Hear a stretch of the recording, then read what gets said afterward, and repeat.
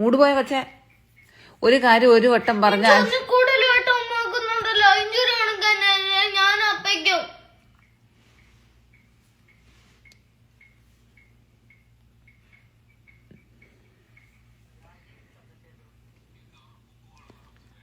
മനസ്സിലായില്ല. ഞാനാണെങ്കിൽ അപ്പയ്ക്കില്ലേ? അപ്പക്കില്ല. അപ്പയ്ക്കാണെങ്കിൽ ഇങ്ങോട്ട് വാ. അമ്മനെ കണക്കന്നല്ല ഞാനും. അമ്മയുടെ വയറ്റിൽ നിന്ന് വന്ന് ഞാനല്ലേ. അതുകൊണ്ട് എനിക്ക് രണ്ടുപേർക്ക് ഒരേ സ്ഥാനമല്ലേ തരണ്ട. അത് അപ്പയുടെ വയറ്റിൽ നിന്നാ ഞാൻ വന്നേ.